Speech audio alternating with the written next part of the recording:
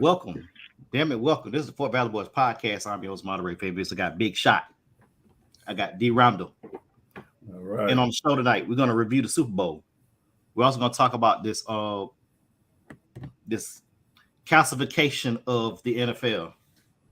When you think about calcification, what color is the calcification of the coaching part? You'll get in a second. We're also going to talk about the NBA trade deadline moves, winners and losers, and our partner shots. And you know what time it is, right, D Rondo? Let's go, baby. Let's get it started. In the words of Russell Wilson, who's gonna stop saying it? Let ride. Hey, yeah. Hey, yeah. Boys. Yeah. Hold on. We them boys. Hold on. We them boys. As I previously stated about 28 seconds ago, this is the Fort Valley Boys podcast. You can follow us on Sundays and Wednesdays at 9:05 p.m. We're brought to you by Crazy Straws. You crazy, you got some straws, Crazy Straws. Just for me, you got some gray in your beard. Go ahead and get you that CB4 from Walgreens, just for men. Also brought to you by Sprite, the Black Folk Soda. Damon's sponsor, Arizona Tea. How long has it been $1? Since 1991, I believe. 1991. I saw him do that work yesterday. Had Arizona Tea. You know what it said on the 1991. We all was young whippersnappers back then. Yeah, we're back in my day. 99 cents, still 99 cents. I don't see how, but 99 cents. I see how. Yeah, they can't charge you for killing you. There it is. And what's worse than death? What's worse than death? All right, follow us on Facebook and the YouTube. Follow us on YouTube, buyniceshirt.com. You're in the Greek organization or went to HBCU or both. Get your paraphernalia, buyniceshirt.com. Bernard Ingram, he puts it out there. Holla at my boy, Bernard Ingram. Damon's new podcast. Damon, take it away. Talk about your podcast a little bit. Yeah, we're going to coming soon, man. We're going to start it up, chopping it up with D Rondo, man. Virtual barbershop experience. We talk about any and everything. Just something to do, get the people out there, give you topics that you want to talk about, topics you don't want to talk about. Don't matter. We just going to chop it up, man, like we're in the barbershop. You know what I mean? That's how we going to do it. Have fun with it. Whatever you need, whatever questions you got, whatever topics you got, bring them up to me. I'm all for it. Chopping it up. That's what it's about. And remember, we're trying to get Damon to go literally to a barbershop. And I'm glad you said that. I got a couple friends, man. One of them I actually went to high school with. I'm trying to get at him and see if he willing to do it. Now he's supposed to get back with me and see if he can make that happen. So I brought that to his attention. He was like, bet, let's do it. So we just got to figure out when it's a good time for him because he'd be busy. I think he earned his master title about 4 years ago. So he's a master barber. And that's going to bring him free publicity and stuff. So, yes, sir. Don't bring it enough. Yes, all right. sir. And of course, all of our favorite sponsor right here, Henny and Coke. The dark liquor, baby. The dark liquor. Guys, how's it been, man? Shot you before we went on air. You working crazy. 6 days a week on your side gig, man. Shoot, man. It's all good. It's coming to an end. No basketball season. We in the playoffs now, so at least high school. Then college playoffs start about another 2 weeks. So got a couple of assignments early. So I'm proud of myself for that. Yeah, a big shout out to Big Shot making moves. You should be, big dog. Gonna see him in the NBA in about 5 years, probably. Okay. God willing. Speak those things as if they were. So we had a game this Sunday, man.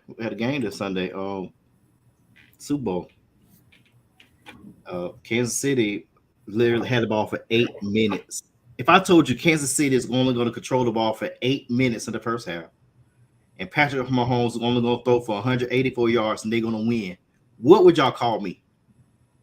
Crazy. I would say something else happened in the game.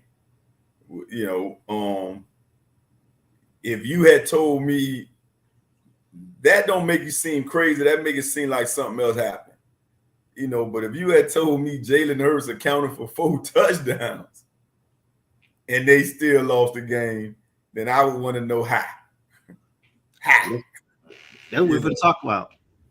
But yeah. Listen, I almost went on the chat and say, man, we got to do an emergency podcast. We got to do a Monday night, instant reaction. Yeah. By Wednesday, it's down, but we're gonna be able to touch on some things that a lot of people have been discussing and get clear points. So it was cool, but man, I was kind of anxious. I ain't had no game Monday night either.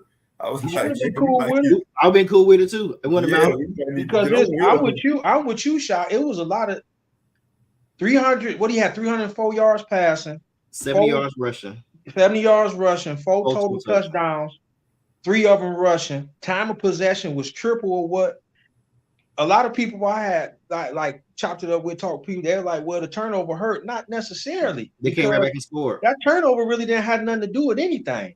He still dominated. I mean, my homeboy is my homeboy. Him and Kelsey, dynamic duo. He came out on that ankle and did what he did. But that time of possession, that was one of my key things. Philly do that time of possession. That means that you keeping Mahomes and that potent offense off the field. And for a minute, the first half, that's all they did. They were just sitting there watching. And the enemy and Andy Reid, give them credit. Whatever they said, whatever they got, they made great adjustments.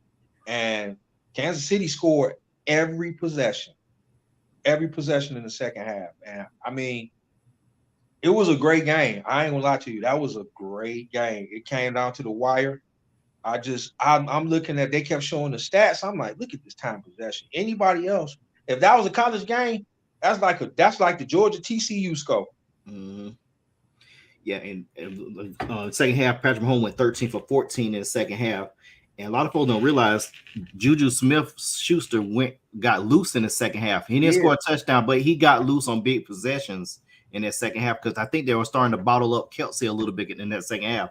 But the one thing a lot of people didn't notice with this game, tell me if I'm wrong, Jalen Hurts ran the ball great.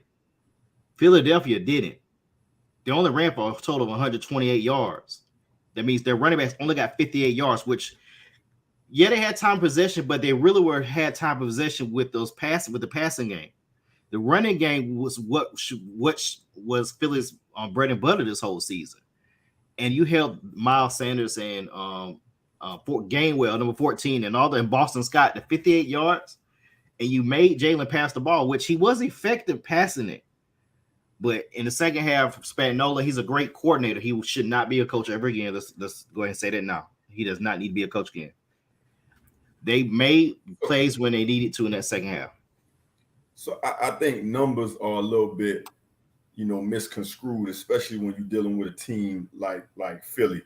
Like it's kind of like, when you talk about basketball, you say, okay, well, the guy didn't shoot well from behind the line, but they kept playing up on him. He was going to the basket, and he got a lot of points from the free throw line.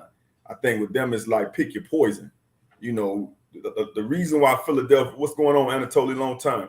The reason why Philadelphia running attack is so good because a lot of people have to pause for a half a second to watch to see if Hurts still has the ball, see if he gonna hurt you, pun intended, right? I don't know, but I feel like the game plan was to stop those guys and make this guy run the ball and pass the ball. A lot of times he was passing on man-to-man coverage, and I'm not taking nothing away from Jalen Hurts.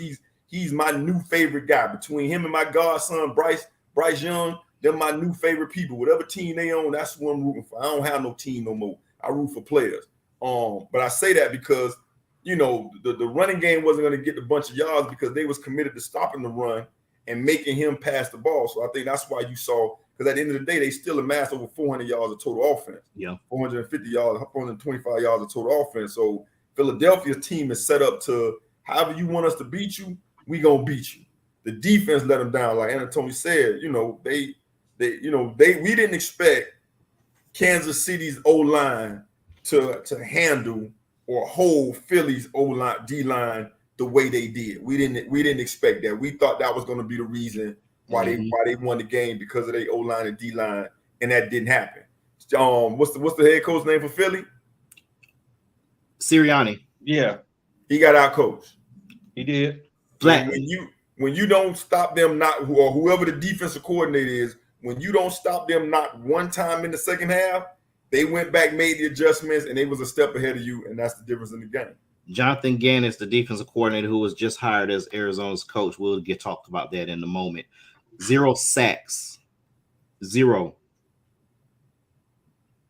sacks for Philadelphia. Yep.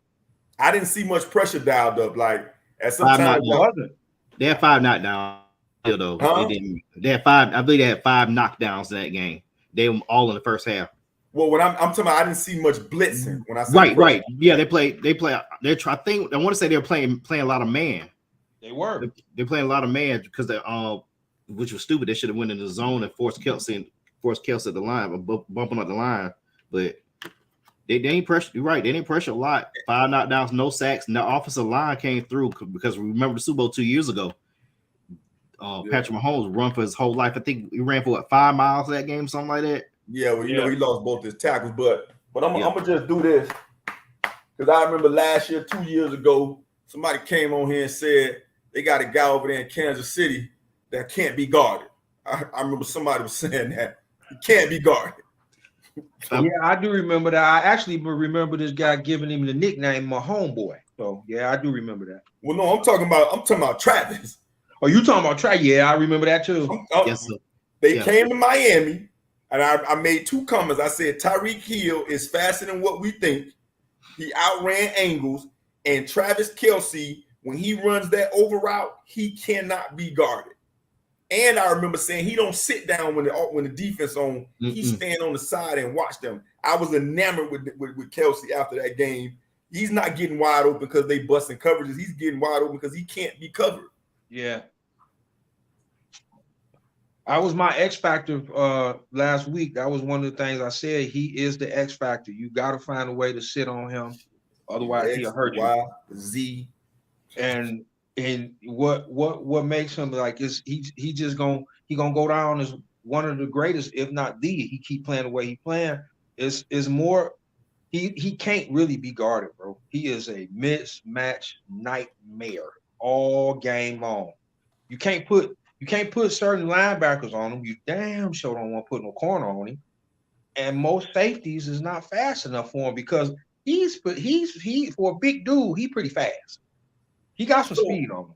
So let me just throw something in there because we talk about, shout out to Darwin on that said the same thing. What's up, Dyke, Derek Hayes?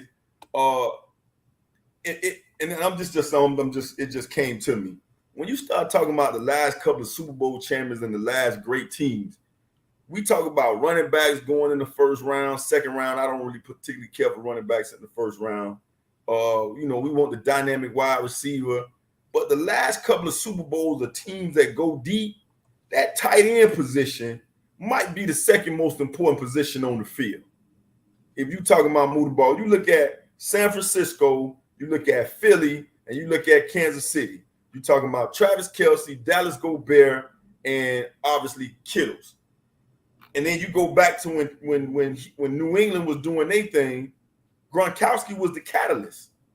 And it was real simple. You put a linebacker in there, Gronkowski line up, he do his thing. You put a DB to come down, he gonna smash him, and you're gonna have unknown guys running the ball winning Super Bowl MVPs.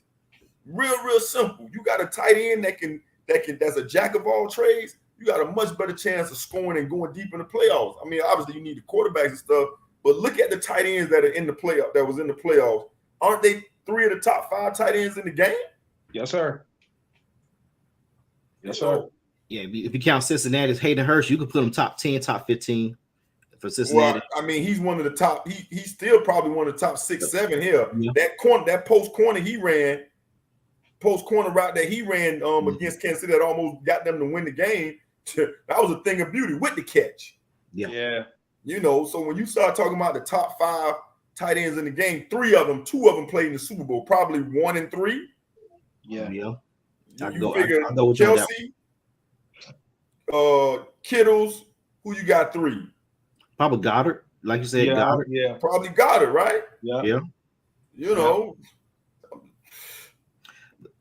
Well, some of the play. This is how I'm gonna circle back what you said about Sirianni got out coached. There was a game in week 4, I believe, Philadelphia played Jacksonville, and they ran a short motion. They were I I forgot receiver caught the touchdown on. They ran a short motion up and then did a an in and out to catch the touchdown. Kansas City ran that same play twice in the second half. Short motion with Sky Moore and then short motion with Kadarius Toney. Oh yeah. That's the same play that Jacksonville killed them on in week 4, even though Jacksonville still lost the game. But the way they ran that play with the first one with Kadarius Toney, I'm trying to find the footage of it. He ran a short motion. You could see Slade and the safety were having problem communicating, and Travis Kelce is right there in the slot, which is a whole nother problem right there with him in the slot. So when he was right there, he ran the short motion. He was going full speed. Once Mahomes saw that Slade couldn't communicate who's going to get who, he snapped the ball. He went out, caught it wide open. Same thing with Sky Moore. He running full speed down. Once he saw the corner getting confused, he snapped the ball, came up wide open. The same play 2 times on 2 different sides of the field. Out coached. Just that right there, something they picked from week 4 early in the season. But again, all the defensive philosophy sound good till you trying to find somebody to cover 8-7. You know, all that sound good till you got to go man on man. At some point, the Jimmys and Joes got to show up.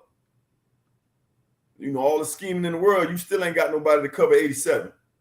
So now you got to go get help to 87, and now you got an above average receiver in Juju. You know, he get to do his thing because he get man on man coverage. He's still decent. But you know, let's go back to what the producer Anatoly said.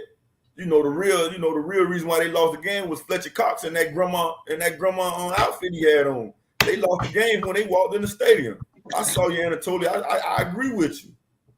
Can we talk about what the hell was that? That was the second most talked about thing besides Rihanna. Like, how much did he get out the collection plate? He got all of it. I don't have no answer for that, man. I don't. I don't know. Just need to have, I guess. Need to have go with outfit. What's up, Corey Green? We see you on here, boy. Appreciate the Corey, love. what's going on, bro? I'm looking at maybe I can ask y'all this. If do you think Bieniemy is going to inherit this team, or will he get a coaching gig?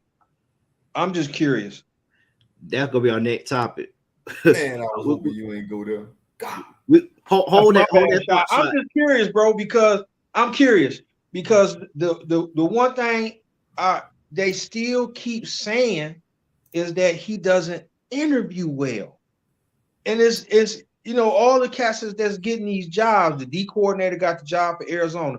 I'm wondering is the dude gonna ever get his chance, or do he got to go fall back somewhere? I'm just curious. I don't know why he's not getting the chance. We're gonna hold tight. I want to bring up one last thing before we move on to that. Okay, so the caller get pissed off early in the podcast. God, I'm sorry, man. We'll save it for the middle. We'll save it for the middle. No, we could go. I'm joking because I do. Yeah, but let me. I want to talk one last thing before we move on. That holding penalty against Philadelphia in the last 50 seconds. Mm-hmm. The cornerback admitted to holding. He just hoping the ref didn't call it. A lot of folks saying that ruined the Super Bowl. Blah blah blah blah blah. I'm like, yeah, holding happens on every play.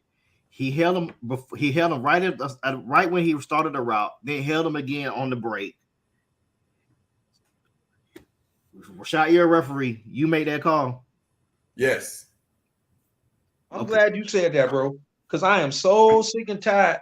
If the corner admitted, and you looking at the play, they showed several different angles to where he actually held him, like Fabe said, before the break and during the break. Right. Why is it an issue? I don't understand. As a referee, you're going to make the call. I don't understand. Because if you don't make the call and they kick the field goal, and Jalen, remember, let's just play devil advocate. They don't make the call, pass incomplete, Philadelphia say they last time out. They go down the field a minute 54. We don't know if anything can happen. They could tie, go to overtime, win the game. That's gonna be a call they're gonna complain about. They made the call they're gonna complain about. Guess what? They still complain. You have to make the call. So here's what people don't understand. Obviously, because not everybody's an official. If he doesn't make that call, and again, I'm speculating. I'm just basing off of what I'm used to dealing with in the officiating community. If he doesn't make that call, there's a good chance that he's on the summer corrective action video. Like, people don't understand. The rest that's on that game, they graded out as the highest crew throughout the year. Mm-hmm. A lot of times when we say, oh, the refs suck, a lot of times when you rewind the tape and they get graded out, those guys are grading out in the 90th percentile on correct calls to either make or not make. They're getting graded out like that. Ref, are we watching the same game? No, we're not, because I don't care who wins, right? So we have trigger points. He saw pull arm back. He automatically throwing flag. He ain't trying to say, again, I can't speak for the man. I'm just speaking for my experiences as an official. We are taught, we have what they call points of emphasis. So if he gets pulled twice and you don't call that, oh yeah, the Super Bowl shouldn't end like that, I can almost guarantee you that when they go to their trainings, that clip comes up. Why was that not called? But we don't want to hear that, because we just used to blaming everything on the refs. We got grandmas now 60-something years old talking about, ref, you cheating. I'm like, no, you cheating death. You 60-something, 70 years old, you cheating death right now. So be happy that you actually at the game. And if your phone ring, it might be God. So you need to just go ahead and go where you got to go. Hurry up. You ain't got that kind of time to be arguing with no referee, ma'am. Oh man. I'm just saying, because that's what we used to. Look at, we still talking about this, the call. Yeah, that man got to make that call. Yeah, your producer sent me the link on Monday when he on the corner. I forgot the corner name. He said, "Hey, I held him. I just hope the referee can call it. You didn't held him once. Yeah, you held him twice." I heard that, and that's why it's all more easy for me to say, because in looking at the play and I'm listening to Shot, who's an official, explain it. It makes even more sense. But I'm saying, you've seen what happened on every angle. What is there to complain about? It's the letter of the law. By rule, that's holding. What is there? I mean, why y'all tripping? At the end of the day, it's not the call. Philly didn't make the right adjustments. KC did. They scored on every possession. Let's take it there. Let's leave the refs out of it. It's easy to blame the refs, but nobody want to look at the totality of the game. Philly, you didn't make adjustments. KC did. They scored on every possession. You have plenty of chances to stop them, and you didn't. That's how I look at it.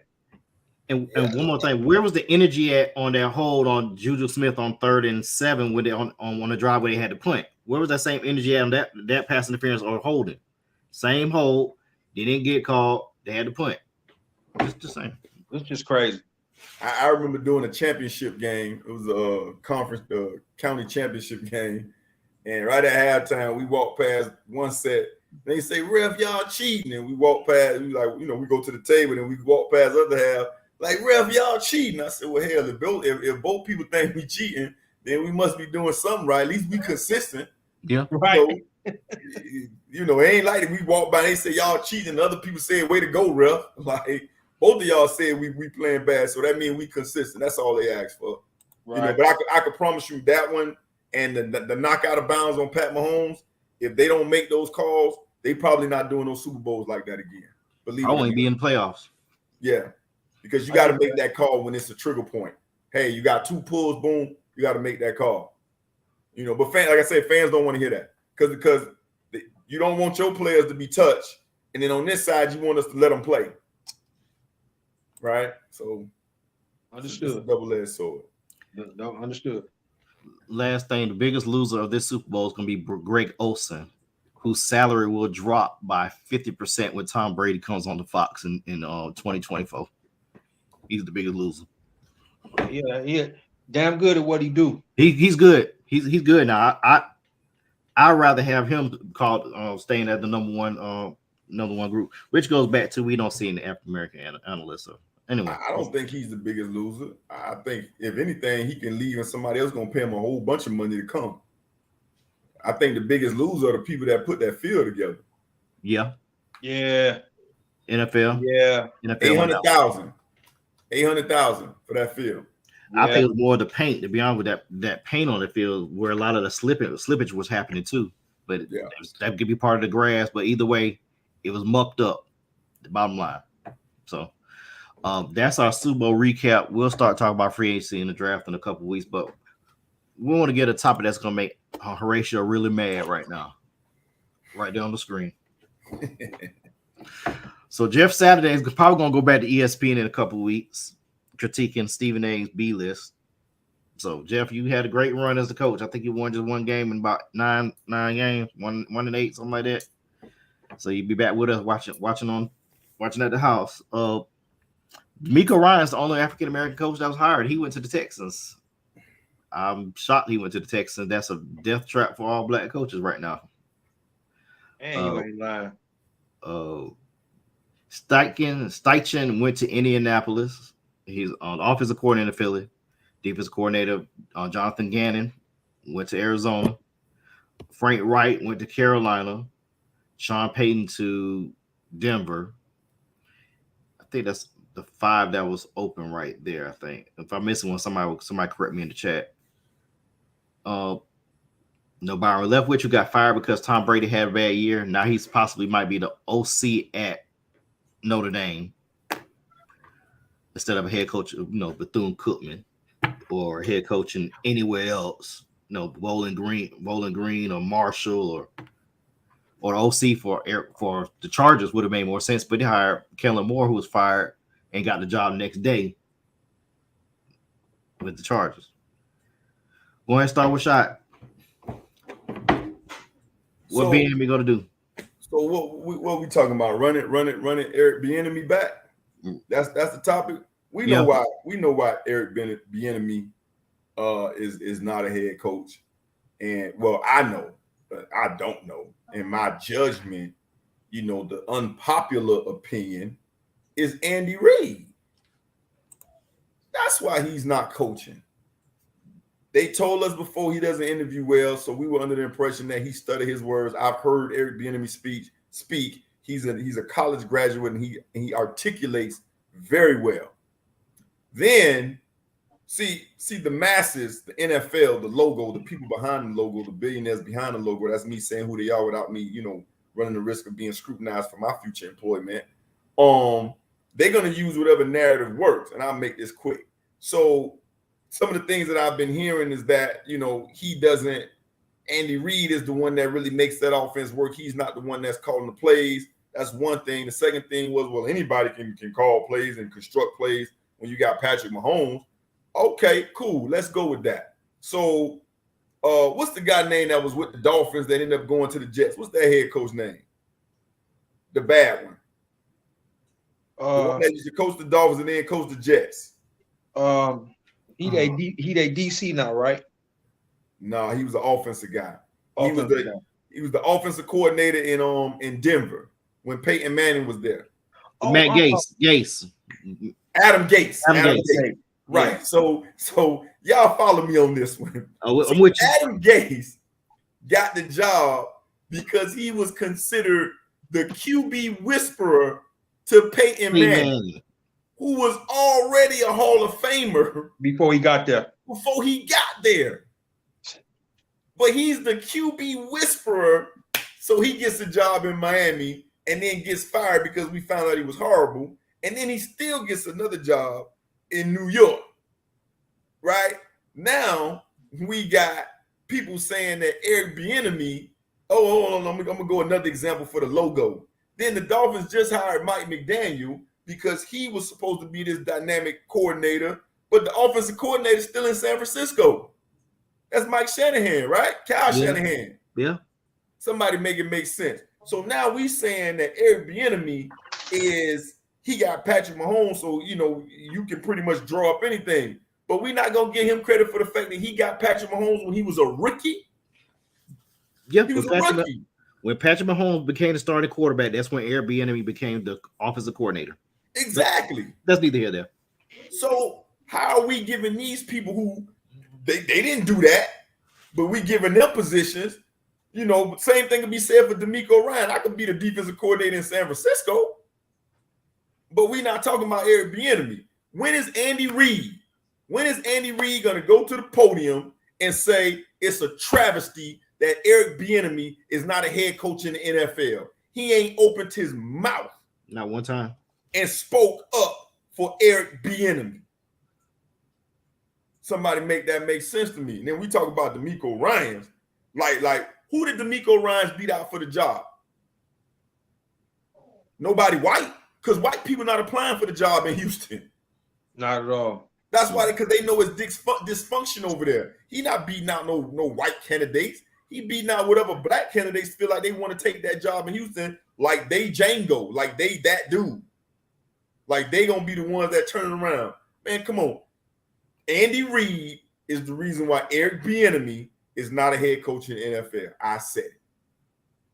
No, that's been rumored to you be correct. Even according to his post-game interview, you know, he came on and said, you know, him and Eric, they work together well, this type of thing. So no, I tend to fall with you on that. I'm just tripping on the way they go about hiring coaches and the piece of black guy that they hand to you for the Rooney Rule, you know, because Aaron Glenn went on a few to DC here, and Houston was one of the ones he interviewed for. And it's like, if I'm a brother, I don't know if I want to take that job. I don't care if you offer it to me or not, because that's what black coaches go to die. So it's the interviewing process, the good old boy mentality, the way things go in the NFL nowadays. You make it real easy for people of color to say what they're saying about you. You ain't doing nothing about it, and you know, shot. That's a hell of a thing. When has Andy Reid go up and said it's a travesty? He never did. He'll pat him on the back and say, "Yeah, it's us. We doing it here." He ain't saying, "Hey, y'all ain't gonna come look at my OC. What he doing here? This, that, and the third. How come he ain't getting hired? How come these cats ain't not beating down the door when we done been to 5 straight AFC championships and won 2 Super Bowls in 4 years? What's going on?" I agree with you. It's just the whole Rooney Rule to me is a joke. Everybody know who they want to hire. Whoever they gonna put in there as a black candidate is just that, a candidate. They ain't gonna do nothing unless you Houston or one of these bottom dwelling teams that just want to hire somebody so they can look good. That's what it seemed to me. That's exactly what it seemed to me. I got no words for you. Y'all have said everything I was going to say. Airbnb, when his contract was up last year, he took a 1-year deal to come back. He bet on himself. The bet should have paid him out double, but it didn't. So now he's technically a free agent. I don't know what he should do, because the Washington football team don't have a quarterback. Ron Rivera's on the hot seat. You go there, you have a losing season, they're gonna blame you. Is that fair to say? I think it is. Which Not goes to mention ownership. The Commanders is the last place he want to be. He don't need to go there. I would have thought Baltimore, but they hired away Georgia's offensive coordinator, and they report saying that Lamar Jackson has an input on the schematics of his offense. So it looks like they're going to franchise tag Lamar unless they get like 4 or 5 first-round picks for him and trade him to Atlanta or San Francisco. But I don't know where. I would say stay 1 more year and just see the landscape, because Atlanta's going to be an option because Arthur Smith's going to be fired. Tampa Bay's going to be an option because Lovie Smith's going to get fired. Keep in mind, he's only had 1 winning season in 6 years as a coach. He has had 5 consecutive losing seasons as a head coach. You were given a team, even though they had a lot of injuries, you mismanaged that team. You didn't give over play call and do this. It's too overwhelming, I would say. and you blame Byron Leftwich, but I think you fired Byron Leftwich because he was thinking like, I didn't get an interview for this job. You just hired Todd Bowles because that was Bruce Arians' boy.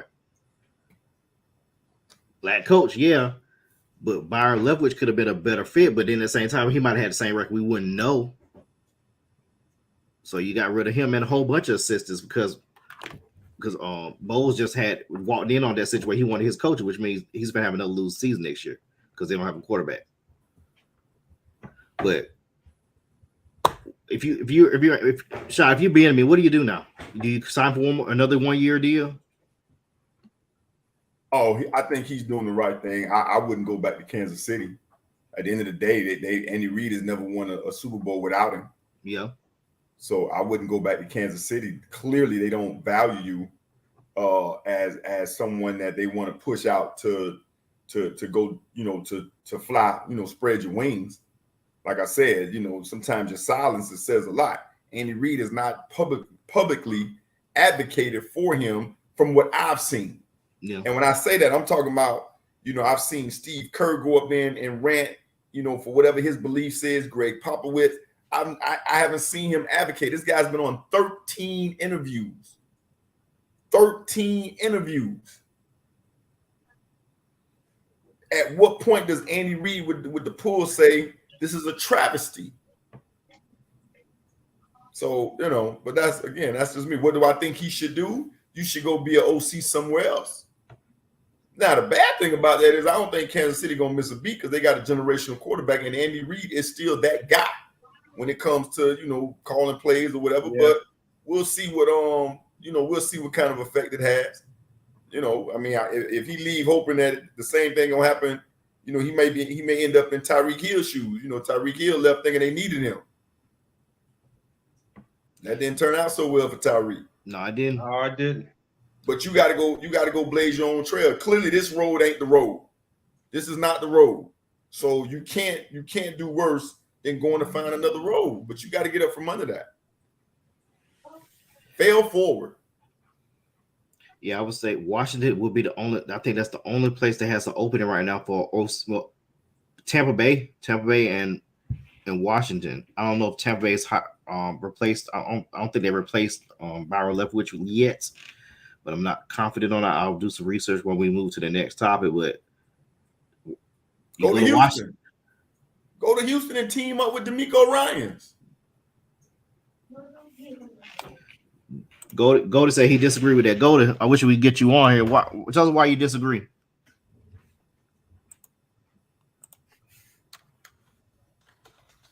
T Mizzle, my God, what's going on, bro? Shut the hell up. Tell him about he disagreed. That's T Miles, baby. T Miles. Yeah, Tampa Bay will be a good option, but the problem is the same thing with Washington. You don't have a quarterback. So, which brings us to I'm gonna throw this out there. I know this wasn't on the rundown, but Tampa Bay needs a quarterback. Who you getting, Damon? Woo. That's easy. Nah, that's a good question. Now, rumor has it, at least once Derek Carr was released or whatever it was a possibility that he was an option. And then I heard that Aaron Rodgers was an option along with the Jets. Those were the two teams that were looking at trying to see what's going on with Aaron Rodgers. If I probably will go with Carr and try to probably maybe draft a quarterback maybe, because at this point, Aaron Rodgers is way too fickle right now. I don't know. There's something going on with his some upstairs ain't working. I don't know what it is. He a little fickle. So I would think Carr would want to go wherever he go. He would want to prove a point that he can still go. He can still play. So I would actually go with Carr.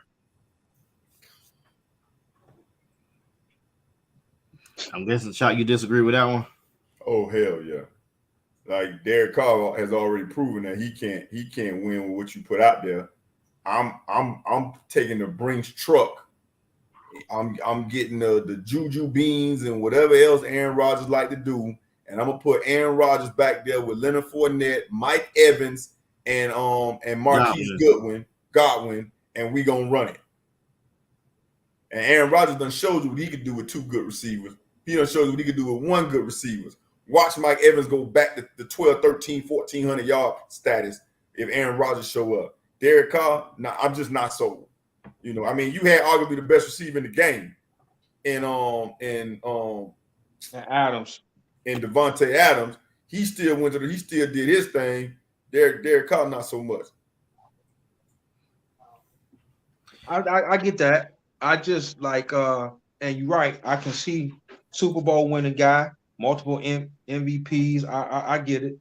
I'm wondering how long during the season will. Well, you brought up a good point. 2 receivers, a running back, defense probably wouldn't be a problem. And the line was supposedly hurt, so if they come back healthy, Yeah, that's it's an easier transition. I'm going to get Aaron. Yeah, and he got to play in cold weather a lot. That's he can air that pill out. You know what I'm saying? Even though he don't mind, that's where his career was. But no, I get it. That's valid. And Aaron get to go back to Green Bay, right? Yeah, so they're not in their division. No, they're not in division, but they probably they probably end up. Green Bay probably be terrible. I would say it ain't gonna be the Bears. Believe it or not, Detroit might. I don't know. Detroit might come out of there because the Bears ain't that great. I don't know about Minnesota because they may lose people in free agency. Green Bay, if Aaron is gone, they definitely gonna fall off because Jordan Love really ain't the answer for them. So we don't know because Aaron been so much Iron Man stuff for that that vaccination or immunized comment, and Jordan Love was pretty much wasn't prepared properly, but at the same time that's his responsibility too. But the spot time he got this year, he looked pretty good. But like I said, it's gonna be like if you go and get rid of Aaron Rodgers. It's the same thing when they got rid of Brett Favre. He's gonna take him a year. Then I think once he has a year to grow, I think he'll be okay. The problem is he's just behind damn Aaron Rodgers. Same thing with Aaron Rodgers behind Brett Favre. Right. But I think he's gonna be okay because I want to say he was graded higher than the quarterbacks that were in the year before last draft. Jordan Love's grade. He actually was. You're right. Yeah, but of course we don't trust Tom McShay and them. Yeah, that's what I was just going to say. That's the whole thing with that. So me and T Mizzle, been going back and forth on the chat. Me and my brother, and he thinks Eric Bieniemy should just stay put and keep winning, which I totally disagree with. And Tony Miles actually disagrees with this because I don't know if y'all know Tony Miles is very, very successful. My brother really successful in what he's doing in his business and trucking. He branched out. He started off working up under somebody, and then he branched out because of the type of guy that he is. And Eric Bieniemy need to do the same. So stop being a hypocrite, T Mizzle. My guy. He definitely that's a great example because he definitely successful. He took a chance on himself and he won. Exactly. Bernard Hodges, another one. We're talking about Bernard Hodges, who was on the Kelly Clarkson show today. Yeah, shout out to all y'all boys, T Mizzle, B Hodge, my guy Vet, all y'all boys as entrepreneurs going out there making things happen. He trying to follow the Tony Miles blueprint. He ain't trying to stay up under that man all his whole career. I get that, man. That's actually a great example. Corey brings up a good question. So wherever Eric Bieniemy go, you think he gonna make a good decision as far as recruiting a quarterback? You think he's gonna be able to? I mean, he had Patrick Mahomes. That's the answer. If the question is football, all he got to do is throw his resume out there. Any good quarterback will want him to be the OC. They seen what he can do.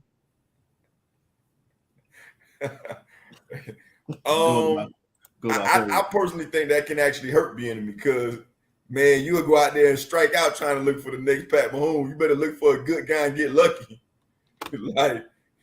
You going out there looking for Pat Mahomes, you're going to still be out there in the cold. So I don't know who's the brainchild that saw him, but You going out there looking for Pat Mahomes, you're gonna be out there for a while. Yeah, that's a generational guy. I know that. I want to know who said go get Jalen Hurts in round 2. Oh, Andy Reid. Andy Reid told Howard Roseman to draft him. Really? Yeah. And Howard Roseman called Andy Reid and just saying, "What do you think about this guy?" He said, "You draft him because I can't draft him because I got Patrick Mahomes, but you draft him." Well, And think about this. good thing you listen. And think about this. Andy Reid has coached 2 black quarterbacks in Super Bowl. Donovan McNabb and Patrick Mahomes. Wasn't he? What didn't he have Vic before he went to KC, or Vic was after? I mean, in the Super Bowl, he has coached 2 black quarterbacks. Yeah, he had Vic I before he left for Kansas City. He had Vic before he left Kansas City. So he did have Vic too. Yes. Yeah. Okay. So and Vince Young, like. and he had Vince Young, and Vince Young was on the bench. He had Vince Young also. That don't count. I know it don't count. I'm just saying he had. Right. So like the way he whispered that. That don't count. That don't count. Sound like Shaq. I like the way he whispered that. He did sound like Shaq a little bit. Barbecue chicken. That don't count. Don't count. Lord have mercy. Ain't no woman like the one I got. Right, Shaq and Trip. I mean, clearly Andy Reid liked what he liked though. Yeah. He liked mobile guys that can extend the play. That it seems to me like that opens up his playbook. That's his MO. It got to be because he had Alex Smith and still drafted Pat Mahomes. Yeah. Yeah. Mobile guy with above average to a strong arm. Yeah. All right, look into the last topic. So we had a trade deadline last week, and we couldn't really get into it like we wanted to because of the damn Super Bowl. But Russ got traded. Probably gonna be bought out by Utah. He's a vampire. He's Dracula. His new name gonna be Dracula. KD is with the Suns, which should have happened in this past summer. I think they'll be undefeated. They'll have lost the game he played on the Suns for the whole season. Some other small little trades happen. So, biggest winner for the trade deadline beside the Suns. The Lakers. Like the Lakers, like you had to get rid of what's that guy name? Dracula. Blah blah. Yeah, you had to get rid of this guy, man. Like, come on, man. We've been saying this. Where's Atwater when we need him? When we need him, right? yeah. This guy is Arby's. Is a cancer. Well, okay. He got the beats. Hopefully he's remixing that song, that parody, which You was heard a it? I haven't listened to it yet because I need to get my mind right. Don't do your earbuds no disservice, man. Like there was not one piece of rhyming in the song. Like Sesame Street could have done a better job. Was there pieces of chicken in there though? Man, I mean, he went from chicken to pot pie. Like, where's the rhyming? There was no bars. There was no bars. But anyway, we'll critique that later, man. Shout out to my brother Atwater. Yeah, I think clearly we all know what is Russ and Pat Beverly doing on the Lakers. Like, do y'all know how many? So the biggest losers. Or you said who the winners, right? Okay. We'll start with the winners. Right. The winners is obviously Phoenix and the Lakers. Phoenix and the Lakers. They are the obvious winners. The Lakers are winners addition by subtraction. And then obviously Phoenix because they get to put easy money sniper with Bean Booker, with CP3 driving the bus. They drop some dead weight. So I think what we're seeing is people care more about fits than talent, which I've been saying for 20 years. I said that when Gary Payton and Karl Malone didn't work out. It was all about fit. It's about fit more than talent. The only point guards that ever worked with LeBron is the boy that can shoot and Mario Chalmers. Them the only point guards that's ever worked with LeBron, unless you're a dynamic guy like Kyrie. LeBron is not going to let you hold the ball. And so I think the Lakers got rid of dead weight, not in the athletic terms because they still NBA guys. They still the top 1% in the league. I mean, in the world. But you got rid of Russ, and then you got rid of Pat Bev. Two guys had no business being on the same court with LeBron. You know, so I think the Lakers, who sadly enough have been eliminated, but they got better for next year because they got D Russ, they got D'Lo, And the crazy thing, they got rid of Thomas Robinson to the Nuggets. He plays some big minutes. He's actually serviceable. He's pretty decent. And you trade him to the Nuggets. To me, that helped the Nuggets bench. That was probably their biggest weakness right now is their bench. And I think you gotta go through that mile high air to get to the finals. But Damien, who's your biggest winner? I would say the Lakers. I actually think Minnesota did good getting Conley. Point guard, score when you need him to. Probably be a good flow general for Anthony Edwards. Can't come back. You know, that's a decent team. That point guard play was needed. I definitely agree with Horatio. Atwater and I get into an argument. I really don't dislike Russ the person. I just think at the end of the day, he becomes a cancer because of how he plays. Sometimes he plays a little too selfish. You know what I mean? And sometimes he take ill-advised shots. Mike be like, man, what you talking about there? I say, man, if you go back and look at some of the stuff, I say, man, even Horatio done brought up a couple of times when the hot man was hot, Russ come down there and jack up an ill-advised shot, throw everything off. But he's just not that type of person that, I ain't gonna say a hot dog player. It just seems like he can be selfish at the wrong time. That's what I say. So getting him off the Lakers, and I'm just wondering when he get bought out, who gonna pick him up? That would be a question for me. But the Lakers, I think, and Minnesota to me came out besides Phoenix. Now Phoenix is gonna be fun to watch because you got the unguardable on that squad, literally unguardable, and you got the point guard who gonna find him in sweet spots, and he himself can still score. And then you got D Book. That's gonna be a fun thing to watch. That's a three-headed monster. I don't think people gonna be ready for if they get to going. So that's gonna be ugly. Now, my question to y'all, with the Kyrie and Luka, what is that gonna do? Because those are two alpha males. They both gotta have the ball in their hands, especially Luka. And that's the worst defensive backcourt in the history of the NBA. That would be correct as well. But I'm Luka is at his best with the ball in his hand. They were saying bring him off ball. I can see a lot of that. But this is a guy that averaged almost 9 assists. And he's over 30 points and about 7 or 8 rebounds. He's more dangerous to me with the ball in his hand. I think he's I guess I'm gonna probably get cussed out. More of a playmaker with the ball in his hands because you know what he can bring offensively. Boy can score at will, but he is also an exceptional passer. So 2 ball dominant guys, that's dangerous. I don't know what's gonna happen and when it come down to it. And Mike brought up a good point. He was like, Luka got tired when it came to that Western Conference Finals. He was doing everything. Maybe he picked Kyrie up, pick up some slack. But eventually, you're gonna have both of them boys on the court at the same time. They staggered the minutes like they did with CP3 and Harden, and that year they were together and had number 1 seed. That might work, but they're still the worst defensive backcourt in the history of the NBA. Biggest loser from the trade deadline.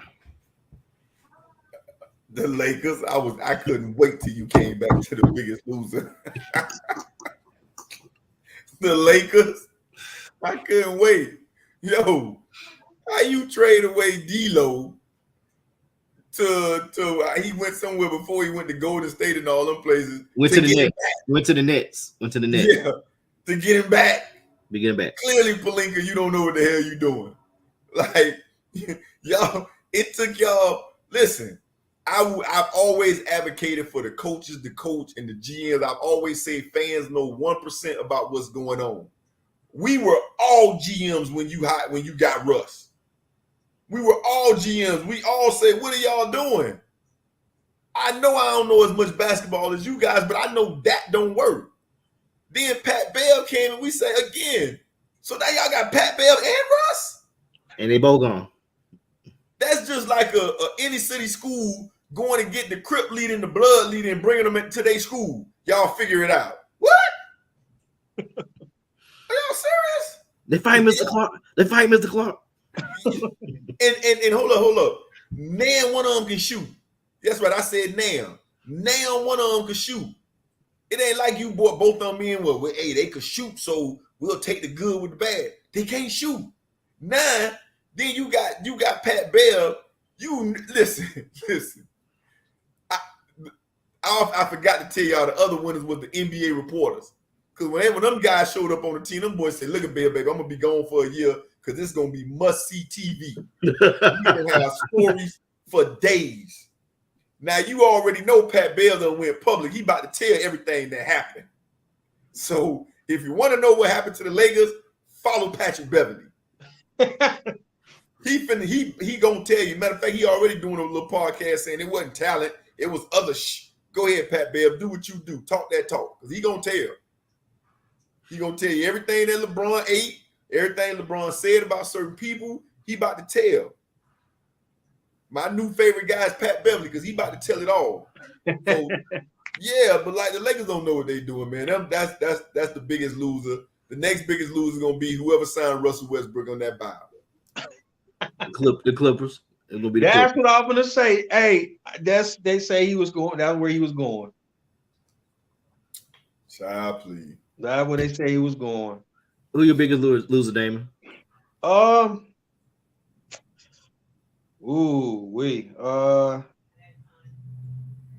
Maybe Utah. They doing right by just going ahead and letting Russ go because Russ wasn't gonna want to play that no way too much. I don't think he liked the Mormon state, so wouldn't have been no good in Utah anyway. Even though I get it, I'm just wondering why it went down the way it went down. The Nets. I know they got a gang of picks. A lot of them are second round picks, but they do got a few first rounds.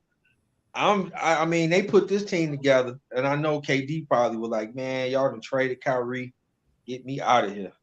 So, I would say the way they handled the trade deadline, the way they did it, once they got rid of Kyrie, I'm like, well, they'll probably, KD probably get out at the end of the year. Nope, we just gonna go and get rid of him. We just gonna blow this thing up right now. And I'm just wondering the timing. Ratio, you making me laugh because everybody wondered. Well, we kind of knew why, but as soon as Rob Pelinka was hired, we was like, wait a minute. I know I was like, wait a minute. Why is y'all hiring him? He a former agent? Is it because he know contracts? That man don't know nothing about no GM. What is he doing? That's the first thing that came to my mind. Kobe's and everybody was, that's LeBron boy. I said, that's Kobe boy. That's Kobe boy. Yeah, I mean, yeah, Kobe guy. So Kobe want to get him on in. And I'm like, I still don't, that man, I don't trust that one. And then now we see the aftermath. We see what's going on. So I don't know how long he gonna be a GM. Probably should have got fired last year, but as far as NBA talent and as far as evaluating and doing the right thing at the right time, he's been terrible. Isn't he the same guy that selected Lonzo Ball over De'Aaron Fox? No, that was Magic. That was Magic. Yeah. That was Magic. No, that was Magic. That was Magic. Magic. Because he quit right after that. No, he quit after LeBron first year. The day before the last game of LeBron first year in LA. Wait, are you sure he wasn't? I'm positive. Sure he wasn't? I'm positive. That was Magic that picked Lonzo. Okay. And he quit the day before the last game of the Lakers. He said, "I'm through. I'm good. I'm gonna enjoy my life. I ain't got time to." Yeah, because you fucked it up. but my biggest loser is the Memphis Grizzlies. You had a chance to get KD. You get KD, championship. Championship where? Memphis. No. They would have to get rid of somebody though, Fade. Probably like Jaren Jackson. Jared Jackson, I would have got rid of Bain. I would have got Clark. I think Jackson would have been a prime piece in that one, bro. And I don't think they wanted to part with him just yet. He probably would have been a piece. You do everything you can because you're not getting out the second round this year. Not in the West. If you had KD, you probably would. That West is loaded. Are you right? It may go through the Mile High City. It's going through the Mile High City. We looking at the Joker. He's still playing like an MVP. And man, what y'all see again, man? We just had this conversation, Fade. You can't put KD with Ja. They games don't match. One thing I learned as a Heat fan with LeBron, D Wade, and Bosh and the team that they put together, I learned, and we all were victims, y'all, not us, of criticizing Chris Bosh for what he wasn't doing when the players was praising him. Because at the end of the day, he changed his game. People completely forgot that Chris Bosh was a 24-13 guy. Yeah. And made it seem like he was trash when he was the one that actually made that goal because he completely changed his game. Yeah. And made himself a perimeter guy to get out of LeBron way. And then D Wade did something that no other NBA player has ever done, which was hand over the keys to another alpha male and say, you be the guy. Remember, D Wade was number 3 in MVP voting the year before LeBron got there. Yeah. And he said, man, in order for us to go far, that's why it hasn't been replicated. That's why Golden State is doing what they doing because everybody know they role. Like Ja and KD, that ain't finna clash. The same way, like Fade said, the worst defensive backcourt in the history of the game. There will never be another backcourt that can score 100 and give up 90. That's what that is over there in Dallas. Yeah. They gonna score 100 and give up 100. So Ja can't play with KD. KD need the ball. He don't need the ball, but you gotta have a high basketball IQ to play with KD. A very, very high basketball IQ to play with KD. KD should have went to the Lakers. He should have gone to the Lakers because he could have saved them. He really, really could have saved them. You put KD and LeBron with AD, you know, whenever he ain't hurt, KD could have saved them. That's what he could have saved. He could have saved Anthony Davis for real. Huh? He could have saved Anthony Davis for real because they could have used the load management excuse for AD and saved him for the playoff run. Yeah. Man, that's where KD should have gone. I mean, obviously he don't want to help LeBron get another ring because he's chasing him. You know, he should have gone to Phoenix. I take that back, but that makes sense. That makes sense because now that's probably the best starting lineup.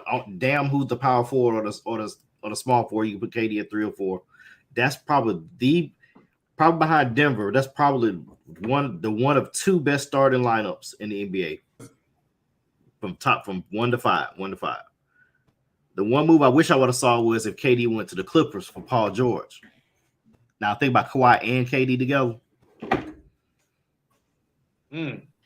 That's interesting. What happened? I would say I wish the Clippers would have. If you're going to trade KD, trade him to the Clippers for Paul George and maybe Reggie Jackson. But I think he did the right thing because, like, again, KD is the type of guy that he just wants to go about his business, drop his 30 points, and leave without anybody knowing what's going on. He got like you said earlier, one of y'all said he got the point guard over there. All CP3 got to do is determine when is your turn and when is D-Book turn. Let Ayton get the rebounds. Man, look at here. I got them boys holding up that trophy. If everybody healthy. Yeah, Chris Paul gonna be healthy. You already know what I'm saying. Yeah. So but it won't be so bad. Here's the thing, though. It really won't be so bad if CP3 is not healthy all the way because you do have 2 very good scorers, and if need be, I know he's not the point guard, but Fox can pass the pill pretty good. It's more so KD is that threat, man. He's that guy. Shot set been saying it for years. That's Easy money sniper. the one person that cannot be guarded. Shot been saying it for years. And when you got that guy on your squad, and you got health, and you got help too, which he don't need that much. Remember, he was just a size 11 away from putting Giannis and them out on his own. Yeah. So you got Fox, you got Aiden. Fox? You mean Booker? Booker, my bad. You got Booker and you got Aiden. I don't think it wouldn't be too much of an issue then. You know what I'm saying? I don't, Chris get hurt. Yeah, it would be a little painful, but not as painful as we would think it would be. Yeah, you got Shaman who's serviceable. Booker could play the point if need be. I mean, I still going through Denver and the Suns. Mike Malone's been into one conference final. Monty Williams won. He just Aiden's going to be the key. If Aiden don't be in his feelings during this postseason. That's another good point. So that's going to be a issue. 10-11. Damon, part of the shots. What you got for us? Well, man, I was talking to Fave earlier, and I had told him I wanted to talk about, the tragedy at Michigan State University. 8 people were shot, five fighting for their life, 3 died by a 43-year-old man who they're saying had mental issues, and those issues were heightened when his mother passed about 2 or 3 months ago. I hate to see things like this happen because it's almost happening way too much. I was talking to Fav, like I said, I was talking to Fav earlier, and he was like, he was numb to it, and it's getting numbing to me. It's also sad that my question is, when will the government finally decide to do something? How much more of this has to go on? Whether it be police brutality, whether it be school shootings, whether it be regular shootings, whether it be anything going to take a life in a violent way. When does all of this come to a cease and desist? When does the government actually say, okay, let's get together, let's do this right now? Tired of seeing this go down. I'm just sick and tired of the violence that's happening to the innocents. The innocent people are dying at a rate is just crazy. The crime that's being committed to students and to the elderly, to helpless people being beat to death, that's what's driving me insane. So I need to know, what is the government gonna actually do? I'm tired of hearing all the talking. You turn on CNN, my thoughts and prayers go out to the family. Yeah, we know that. What are you gonna do about it? What is gonna be done? Enough talk. We sick of talking. Let's do something about it, man. It's getting old. It's getting tiresome. And too many innocent people are dying at a rapid rate each year. Come on, government. Do your job. Black Thought, back after a little break. Yeah, it's been a minute. So I'm gonna try not to get fired from my bill paying profession. I'm gonna try not to do that. My producer had to leave early. He kind of gave a snippet of what I'm gonna talk about. In Florida, the governor Ron DeSantis has banned AP African American Studies, along with a few other topics and authors. One of them being Martin Luther King, that he does not want to be taught and spoken of in schools. So I want to go back. I got to always throw a little bit of history. When you talk about in Greek history, you had the Persian War, the Peloponnesian War, and of course the Trojan War. In Europe, you had the Balkan War, and in America, I think you had the French and Indian War, and then of course slavery. Well, what does all of that mean? Anytime a civilization or a country take over another country, one of the first things they do is prohibit reading and learning, because if you learn and you learn to read, then you become educated, and then you end up going up against the masses. And they prohibited that. They prohibited that in Egypt. They prohibited that in slavery. They didn't want black people to learn how to read because they knew if you knew your history and you knew how to think for yourself, then bad things can happen for the oppressors. To me, we're going back in time. We have a governor who's a disciple of President Donald Trump, who in my judgment is racist, is basically saying, I don't want African-American history taught to anybody. I don't want African Americans to know about themselves. I don't want them to know that before you had tombs in Greece, you had tombs in Egypt. Before Socrates, you and the Hulk, you had Horus. Before Aristotle, you had Imhotep. They don't want you to know about these people, so they want all of that stuff stricken from learning. Isn't that the same thing they did in 1500 BC? Are we going back in time? I want to salute the people in Tallahassee, where Anatoly presides, where my son is, the student, the young adults at Florida State University, and the ones at FAMU and even Tallahassee Community College for doing their sitting, protesting, exercising their right as quote-unquote American citizens to protest what Ron DeSantis is trying to do in banning African-American studies, as well as other topics. I won't get into that today from our curriculum in public schools. That is a travesty. That is a whiteout. That's my black thought.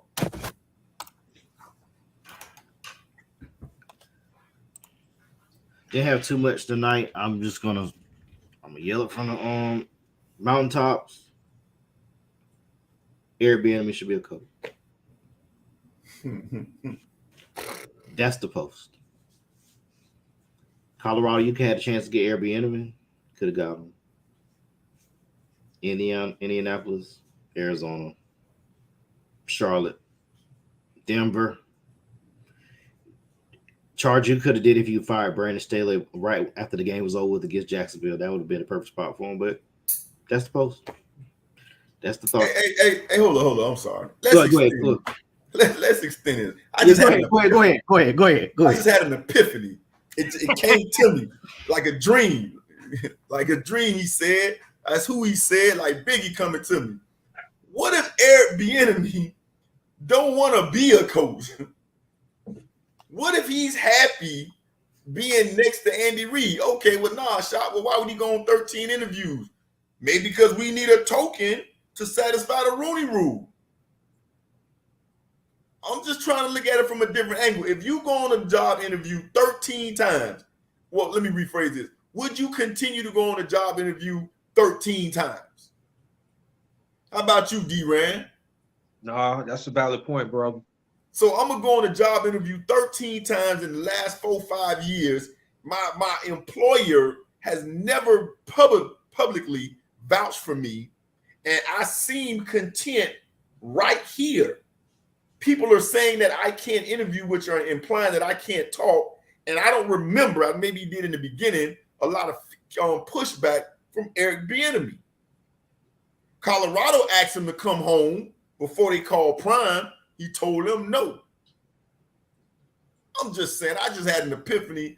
I think Eric Bieniemy might be comfortable over there with Mr. Reid. I think he feels real good and comfortable, and I don't think he want to leave right now. I'm just saying. I don't want to go out there. Andy Reid been good to me. I'd be good from now on, Mr. Cates. Listen, I'm just here to say I'm okay where I'm at. Now, if y'all want me to go ahead and participate in that Rooney Rule thing that they got so that y'all can satisfy y'all requirements, then by all means call me. But let me be. Let me be, Folk Valley Boys Podcast. Let me be. I ain't bothered y'all. Let me be. Let me build my own dynasty where I'm at. Let me be. I'm comfortable right here. He been good to me. He been good to me. He been good to my family. Let me be. Let my family be. That's a heck of an epiphany, and it actually makes sense. I mean, one last thing. Tony Miles / Goldie Miles, the successful man, said, could he recruit like Dion if he went to Colorado? We'll be able to recruit like Dion. No, because I don't think he want to be there. Like we just said, he don't want to be there. If we going by that, he don't want to be there. He don't want to be there. He don't want to be there. And at some point, we're gonna have to totally say, hell no. Nah, he's not gonna recruit like Dion. But listen, don't be surprised if Airbnb, like T-Ma say, don't be surprised if Airbnb back in Kansas City. It makes sense. I was with Fabe on like, you want to do your own thing though. You know what I mean? I get it. I mean, but he content, he happy, got him a couple Super Bowl rings. He with another great offensive mind out in Kansas City, and they can go to a few more AFC title games to extend their dynasty. They've been to 5. So I mean, it makes sense. Yeah, and like Anatoly just said, we definitely got to take this into consideration. Even for us that's calling for him to be a head coach at HBCUs, that college football is not just, it's 365, but not only that, Anatoly, you got to kiss the behind of 14-year-old, and I ain't say 17-year-old. You got to kiss 14-year-old behind. It take a special type of person to be kissing a 14-year-old behind that ain't did nothing compared to what you've done. Everybody, that ain't for everybody. So, and I do recognize that when I ask them guys to come home, that it might not be for everybody. I do recognize that.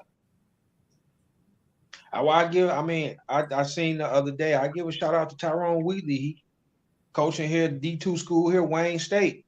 He came back, they head football coaches. It takes a special type of guy to do that type of thing. That is true. Because you dealing That's with why Nick Saban is successful in college, because he can't deal with the professionals. I told y'all Channing Crowder had a thing where he said some guy tracked the trailer, not the one from Michigan, the D tackle. He kept saying Nick, and Nick Saban was like, yeah, call me coach. He was like, yeah, okay. Hey, Nick, what we doing over here today? Nick Saban was furious. Jason Taylor told him, listen here, man, I put cleats on one time a week. You can either get them on Wednesday or you can get them on Sunday, but I only wear cleats once a week. Nick Saban, man, y'all don't get me back to college, man. These dudes ain't listening to me. Let me go back to college. Like, say Junior Seau used to just call whatever he want, call and play, but I'm gonna do my thing, coach. They said that what he used to say in the defensive meetings with Nick Saban. You can call the coverage, but when I see something, I'm gonna do my thing. These are true stories told by Channing Crowder. He said Jason Taylor, Zach Thomas, congratulations on being in the Hall of Fame, but most importantly, Junior Seau used to say, I'm gonna do my thing. What? Nick Saban say, Alabama, come get me. These dudes ain't listening to me. Nick Saban say, these dudes calling me by my first name and everything. I'm telling you, man, say, hey, Nick, we don't need to do this today. We taking a day off. Wait, what? Say Nick Saban say, nah, he not with that. Yeah, I'm just saying, these are stories from Channing Crowder. Yeah, you know what? Alabama just called me. I get a charge at the crossroads. Yeah, I can fuss at 19-year-olds, and they gonna listen to me. This guy just told me he wearing cleats once a week. So the other 3-4 days of practice, I'm here. But I ain't come to do all that. It was actually a similar story with John Beilein and Tom Izzo. When they was recruiting Tom Izzo to come to Cleveland, Dan Gilbert, he a Michigan State alum, and he was recruiting Tom Izzo. And this one, LeBron was there, and he went to visit the practice, and Tom Izzo saying how them grown men was talking. He was like, nah, this ain't for me. I can't do it. And then Beilein went, and Beilein left. He said, I stay in the NBA, but y'all ain't gonna talk to me like this. Y'all, I'm straight. I'm gonna be in somebody's front office where you ain't gonna be. You address me who I am. They ain't Tom Izzo. He's of those fiery guys that's used to getting in your face and all that. Nah, that's not working, brother. Yeah, they will go back to college. Because in the pro game, you leave before I leave. That's how the pro game works. Exactly. Pro game, the coach leave before the players leave. Yeah. That's why some folks, they want to Coach K to NBA. Like, Coach K want to make it in the NBA. No. No. Him, Bobby Knight. I'm saying he a Bobby Knight. He's a Bobby Knight disciple. You come on. Yeah. He was taught by Bobby Knight. You think that was going? No. Well, All right, gentlemen, it's been real. We had to give him a little extra extended edition. It's been a minute. I had a lot on my mind. Yes, sir. all right, don't forget we can follow us on Wednesdays and Sundays. This Sunday we're gonna review the movie Above the Rim and still drop some NBA. We're gonna holler at That's you. a classic, that, eh? Y'all be good, man.